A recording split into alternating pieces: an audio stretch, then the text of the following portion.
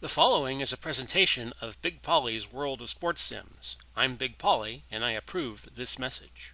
And welcome to the latest installment of State of the Game. I'm Big Polly coming to you. Today you get to see me, as opposed to hear me narrate your sporting events that I have been doing. Um, some changes have come into my life, as I was noting on my last episode of State of the Game that I did a couple of weeks ago. But the changes kept coming. I started working at Walmart, and then the right before the second day of work, uh, regular work, I had did an orientation day before that. I got a runny nose, and Walmart is very strict in this era of COVID that you should do self-assessments, and you do that over the phone.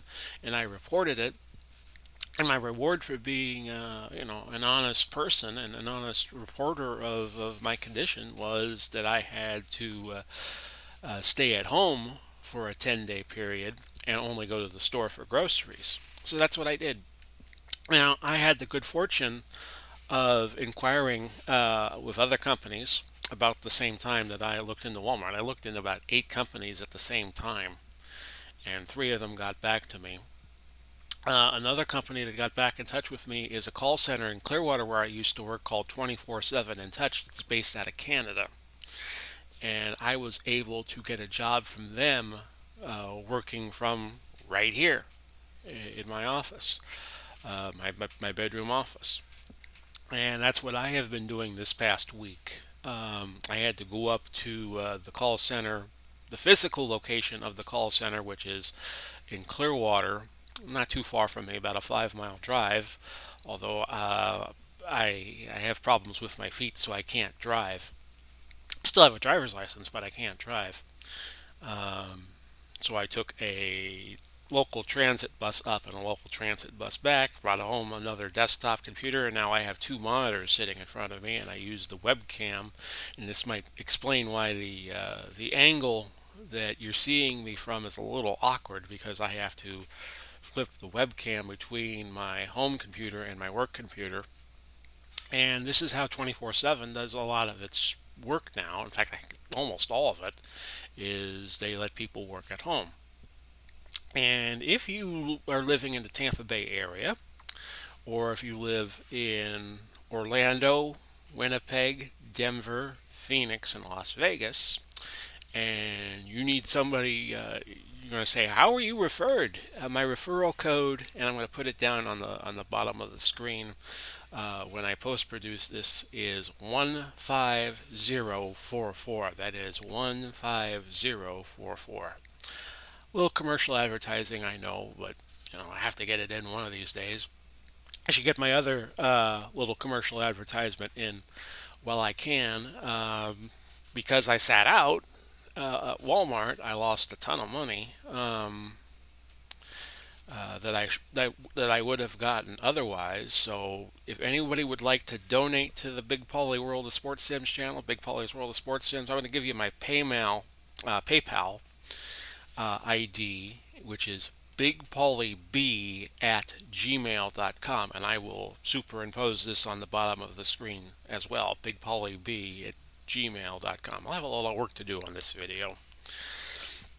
So with that put aside, let's get to the world of sports. And this is the fourth day of the Major League Baseball season. How odd is that to say on the 26th of July? But baseball has resumed. No crowds, of course, because of COVID. And the Rays, my team, are just about to play, as I record this, against Toronto at the empty Tropicana Field in St. Petersburg. Now, um, one thing I'm very wary about, and I don't like to get to the political realm too much doing the sports sims because I do that a lot on Twitter and Facebook and all that, and I got in trouble on Facebook saying I think it should be up to the people for them to wear masks, and I caught holy hell from people that I knew in high school that never bothered to talk to me until that moment, and relatives. And then it's like, no, I'm not saying I wouldn't wear a mask. In Pinellas County, you have to. It's a mandated law.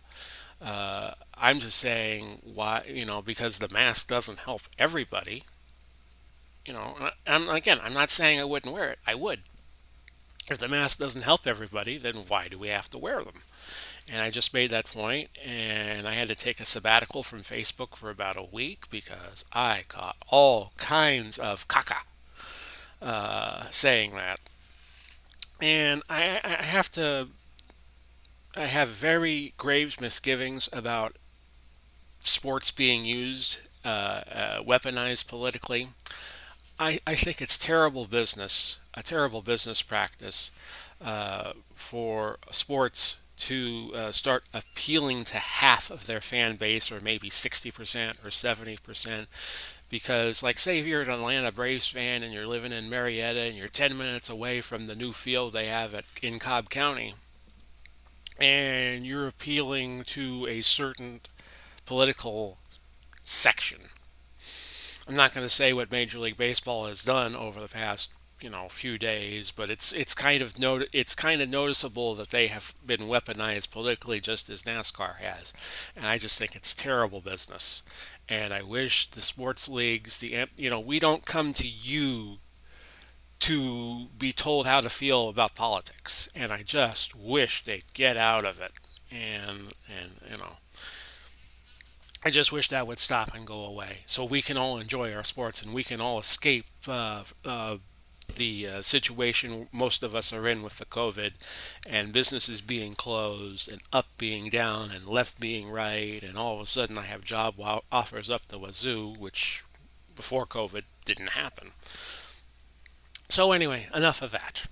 Um, One thing I would like to point out about this channel, this Big Polly's World of Sports Sim channel, is that should the NFL be delayed in getting started, which might happen because of what's been going on with the preseason games. All the preseason games have been canceled.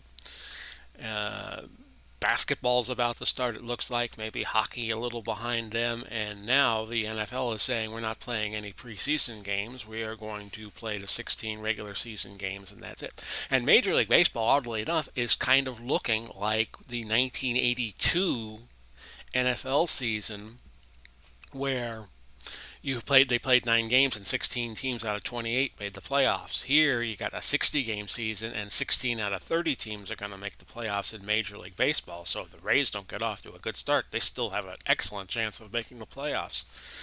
But should the NFL be delayed in getting started, I might do 2 games a night, 2 HTFL games a night instead of one, depending on how my work schedule goes.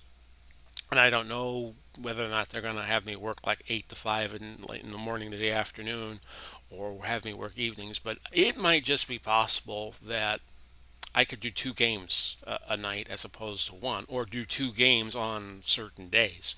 And if there is a void with the NFL not getting started, I would like to fill it. Um, and of course, the changing situations with COVID and politics and all that, it's possible. And I want all of you who do the sports sims on YouTube to think about this. I would hope that you would think about it would behoove you to think about this. Is what happens if YouTube goes away? It would not be beyond the realm of possibility. We got 3 months before the presidential elections, and the way the political situation continues to deteriorate, who knows what happens in that time. So think about, what do we do if all of a sudden YouTube isn't there for us? How are we going to communicate? You know, put these games up, and I think that's not beyond the realm of a possibility. I mean, when 2020 started, did you think COVID was a possibility that we'd be dealing with a virus and that would shut down society for now over 4.5 months? Nobody thought at the start of the year that was possible. So, um, I would not. stop thinking about what to do if situations change on, with online capabilities and whatnot. I thought I would mention also because I a frequent visitor to Dave Gardner, and when he did his support chats over the past few months, and hello Dave, and hello Retro Sports Network, and Ron Juckett, and Dave Little, and Al Red Sox fan, and several others of you that I'm forgetting at the moment. My announcing influences. I did public address announcer for about a little over a year for my local high school, Largo High School in Largo, Florida. That's what I did when one of the things I did when I got out of high school. And my influences were Howard Cosell. When I was in early in my high school year, I read his book "I Never Played the Game," which was kind of self-serving, and he was trying to be vindictive against how the system wronged him. But I always liked reading Howard because whoever wrote Cosell's books, I know Cosell probably had ghostwriters and co-writers. It captured Cosell, and Cosell was a very brilliant mind. He got very bitter at the end of his career, but I always found him to be one of the great minds ever to work in sports, and he probably should have been a lawyer or a politician, or back when politician was a lot better profession than it is now. I'll give you a few more names. Pat Summerall. Pat Summerall was, well, my dad was a Dallas Cowboy fan growing up, and when the Bucks weren't playing, they would always, if CBS had the doubleheader, back when CBS had the NFC games, there'd be that Cowboy game on at 4 o'clock, and it would be Pat Summerall and Tom Brookshire, and then later John Madden, and they would call the game. And my dad was a meat cutter from New York, but he loved Tom Landry, and that's why he liked the Dallas Cowboys. You would think that somebody from New York would not be a Dallas Cowboy fan, but he was. Don Criqui was another guy, at least early in my uh, announcing career when I did PA announcing. That was another guy. Don hasn't been around for a few years. I know he used to be on Don Imus's show, and Don Imus just recently passed away. Regis Philbin just recently passed away. Another guy who I think has influenced me is Jack Buck, the late St. Louis Cardinals announcer, and of course his son Joe does Fox Sports now. And now here's a name some of you who don't follow local sports or don't follow wrestling would realize. Gordon Soley. He was another person who influenced my announcing skills. And of course, I do Grand Slam wrestling, and I don't, Grand Slam wrestling. Gordon Soley, GS. Okay, just telling you. That was kind of my that was the mushroom that grew into GSW. And by the way, everybody, thanks for supporting GSW, the YouTube video match of the weeks. We may do a few more of those per week. Like I'll have the super card coming up in a few weeks, and I might do two matches that week as opposed to one.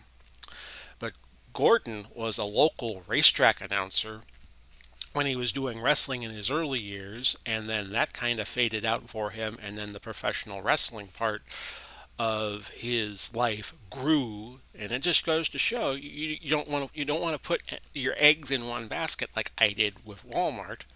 I also had a fallback plan with this 24/7 and Touch company in case that I needed to go to that, and sure enough, I needed to go to that. So yeah, Gordon was the announcer for Golden Gate Speedway in Tampa, and they had in the early '60s. Now this is a trivia question to ask one day. True or false, did NASCAR ever hold a points race in Tampa, the Tampa Bay area? And the answer is yes. In the early 60s, the big NASCAR drivers would come to town and they would drive at Golden Gate Speedway, which was a short track. It was like not even half a mile a lap. But and Gordon used to do the track announcing for that. And then, we're much more well aware of Gordon as a wrestling announcer, but that was early TV. You had a lot of guys who were announcers and had to wear a lot of hats, like Lance Russell out of Memphis, Dave Brown, the weatherman for Memphis, that did their wrestling. And they stuck around long enough to where they were accepted into the wrestling business.